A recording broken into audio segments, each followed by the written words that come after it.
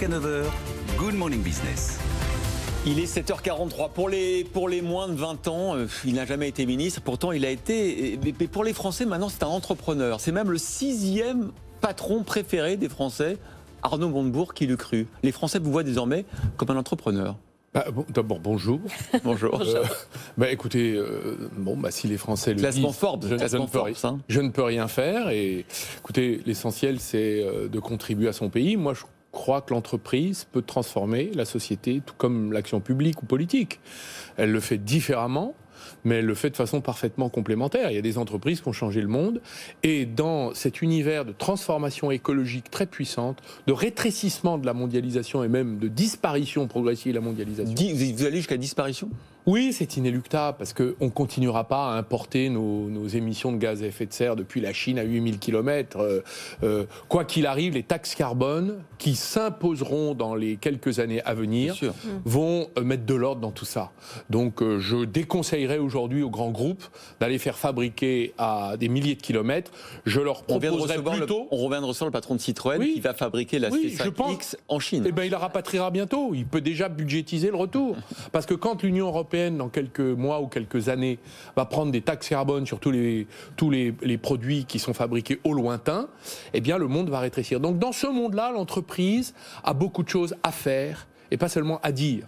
Le monde politique dit beaucoup, fait peu. L'entreprise parle peu, mais finalement fait pas mal. Vous êtes connu pour Bleu, Blanc, Ruche. La compagnie des amandes que vous avez fondée, vous avez levé 1 million d'euros, c'est ça ? Non, on a levé 1 million d'euros en 1 heure sur un site de crowdfunding. Pourquoi ? Parce que c'est un projet qui intéresse par son nouveau modèle équitable. Nous partageons avec l'agriculteur la valeur. Nous nous associons avec les agriculteurs. En fait, on monte des boîtes avec nos associés arboriculteurs. Et ils ont 51% et nous 49%. Donc c'est un nouveau modèle économique où on partage la valeur, on gagne de l'argent ensemble. Et vous allez planter les amandiers. Et on replante des amandiers qui avaient disparu. Alors, on importe 40 000 tonnes, on consomme 40 000 tonnes, dont 99% est importé à peu près des États-Unis d'Amérique et de Californie.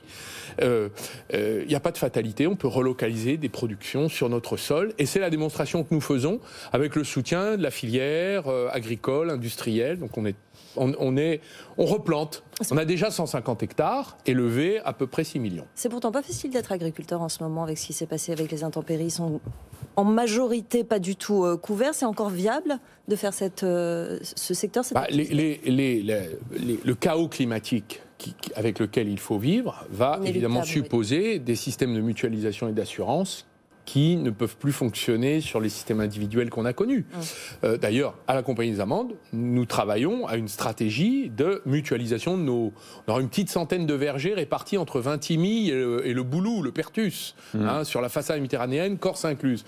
Donc c'est cette centaine de vergers d'environ 25 hectares, qui sont toutes des entreprises humaines, avec des emplois créés. Nous mettons en commun notre capacité de négocier des contrats d'assurance communs, par exemple. Nous mettons en commun notre capacité d'acheter du machinisme agricole moins cher, de négocier des débouchés commerciaux meilleurs.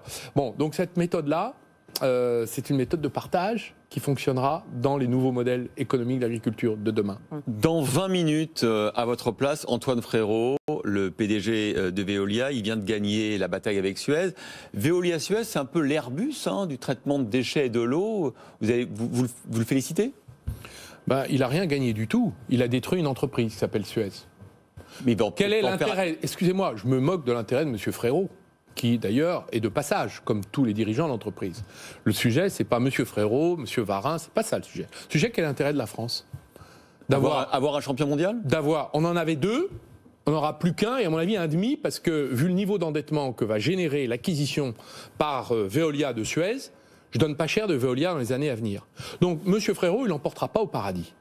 C'est une opération destructrice. Et je regrette que le gouvernement n'a pas bougé le petit doigt. D'abord, premièrement, il a laissé Engie vendre sa participation dans Suez. Il pouvait dire stop, on arrête. C'est vrai qu'il n'a pas fait. Les 29%, il a laissé. Mais pourquoi il ne l'a pas fait ? Parce qu'il est d'accord. Il voulait l'argent. Mais l'État a besoin d'argent. L'argent, c'est pas l'État qui a besoin d'argent. C'était Engie, dans lequel. Mais sauf que l'actionnaire d'Engie, quel État n'avait pas les moyens. L'État n'a pas beaucoup d'actions Et ce n'est pas une question d'argent, c'est une question d'intérêt. Et je vais y venir. Deuxièmement, quand l'autorité du marché financier a dit vous n'avez pas le droit de vous défendre. D'abord, ils ont piétiné une loi qui m'est chère, qui est la loi Florange, qui permet... La loi boursière est supérieure, justement, à cette loi. Non, pas du tout. Ça, alors là, je ne sais pas où vous êtes allé chercher ça. Mais la loi boursière, dans notre pays... Le droit, c'est moi. Le droit boursier, c'est moi. Non, c'est pas le... D'abord, qui dit le droit boursier? Le juge. Là, ce n'est pas une autorité administrative indépendante. D'ailleurs, elle est aussi peu indépendante que moi, je suis archidiacre. Pourquoi? Qui dirige l'AMF, l'autorité du marché financier? Le beau-père du ministre de l'Agriculture. Donc en fait, c'est une autorité familiale. Ce n'est pas une autorité indépendante. C'est M. Hoffel qui est le beau-père du ministre de l'Agriculture. C'est une accusation grave, il peut être beau-père et indépendant. Non, on n'est pas beau-père et indépendant. Quand le gouvernement a mis les doigts dans cette opération qui a consisté à choisir les amis du pouvoir pour distribuer les dépouilles d'une entreprise qui s'appelle Suez, expliquez-moi, troisième élément... Vous parlez de collusion dans cette affaire. Ben bien sûr.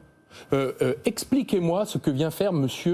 Déo, qui est le patron de Meridiam dans cette affaire. Il n'a pas un piètre sou.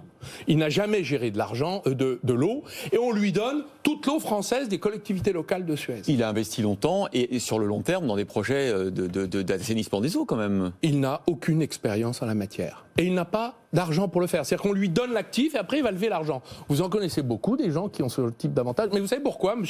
Frérot, M. Déo sont aujourd'hui finalement servis par l'État, puisque c'est l'État qui a servi Suez sur un plateau de ces gens-là, parce qu'ils sont les amis de M. Macron. C'est une stratégie à la Poutine. On choisit un objet, on le confie, comme dans l'oligarchie russe, on le confie aux amis du pouvoir, et je vais vous dire, tous ceux qui ont fait ça, nous nous en souviendrons. Et moi, je suis absolument scandalisé par ce qui s'est passé. Donc là, M. Frérot va célébrer son pseudo-contrat qu'il a obtenu par la menace et par la collusion de l'État. C'est inadmissible. Et donc, le résultat de tout ça, M. Jacques-Wissing, le résultat de tout ça, on avait 2 champions, on n'en a plus qu'un. Ce sont des accusations graves parce que Antoine Frérot, il avait aussi une stratégie industrielle de renforcer son groupe en acquérant une partie des actifs de Suez pour, à l'international, remporter des contrats. Expliquez-moi pourquoi il cherche à renforcer son groupe en détruisant un groupe qui se porte bien. Parce qu'il a des problèmes. Je rappelle qu'il y a des procédures d'accusation de corruption contre Veolia dans un certain nombre de pays. Il va falloir qu'il en réponde. C'est souvent le cas, vous le savez, malheureusement, c'est peut-être souvent le cas, mais en tout cas, c'est comme ça que l'affaire Alstom a commencé. Il y avait des accusations de corruption, et ça s'est terminé qu'on a perdu Alstom. Ben là, c'est exactement la même chose. Donc, c'est très bien, on avait 2 champions, on a laissé faire, vous verrez. On en a déjà perdu un, puisqu'il y en a un qui est détruit. Ouais. Que va devenir l'autre? Monsieur Frérot l'emportera pas au paradis. Voilà ma position. Et je vais vous dire, mes accusations ne sont pas des accusations. Elles sont dans tous les journaux, il suffit de regarder un peu les choses, et elles sont parfaitement fondées. Si on vous écoute, on se dit qu'un gouvernement à la Montebourg, ça serait un gouvernement extrêmement interventionniste en matière industrielle. Parce que... Il serait temps que nous intervenions dans l'économie, puisque d'abord, on paye. Je vous rappelle qu'on a mis 130 milliards de prêts garantis d'État dans le bilan de toutes les entreprises de France. Je rappelle que l'État, aujourd'hui, diminue les impôts de production, à juste titre d'ailleurs. Vous le feriez comme Xavier Bertrand qui propose de supprimer la moitié des impôts de production? Ça, le gouvernement l'a déjà fait. 10 milliards seulement, le gouvernement. Sur 20. Non, mais il a annoncé 20. Non, mais ça, vous savez, il a annoncé 20. C'est pas vrai, c'est 10 milliards il refait la même chose. Mais on va pas se battre sur les chiffres. Sur 10, bon, le gouvernement a commencé à le faire. On va dire comme ça. Faut continuer? Je pense qu'il faut aller jusqu'au bout. Ah, supprimer 70 milliards? Je pense que c'est ce qu'il faudrait faire. Je serais davantage favorable à l'augmentation des impôts sur les sociétés, sur les bénéfices. Parce que d'ailleurs, c'est ce que fait le monde entier. C'est ce que fait Joe Biden. Sauf qu'il part de plus bas. Oui, c'est vrai, mais en même temps, c'est pas gênant de payer des impôts sur des revenus. En revanche, payer des impôts sur de la production, c'est plus embêtant. C'est pas gênant de payer des impôts sur des bénéfices.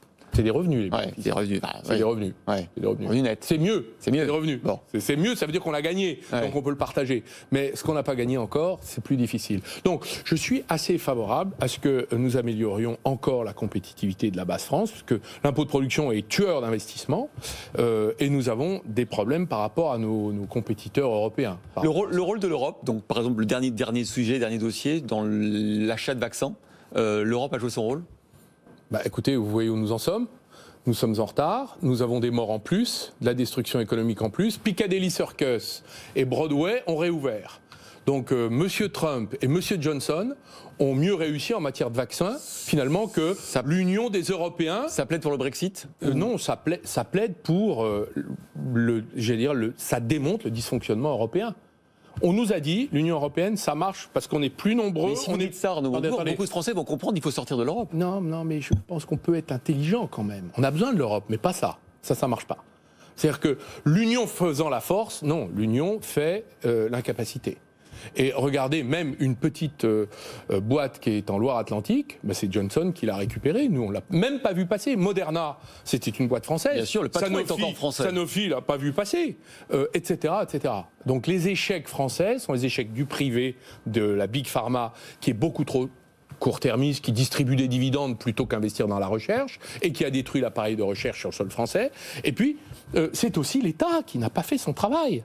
Et par ailleurs, faire confiance et nous mettre dans les mains de Bruxelles pour le vaccin a été une faute française. Nous aurions pu parfaitement, avec les outils dont nous disposions sur notre territoire, avoir un vaccin français. Donc ça, c'est les erreurs de la croyance aveugle dans l'Union européenne, qui est un échec pour nous.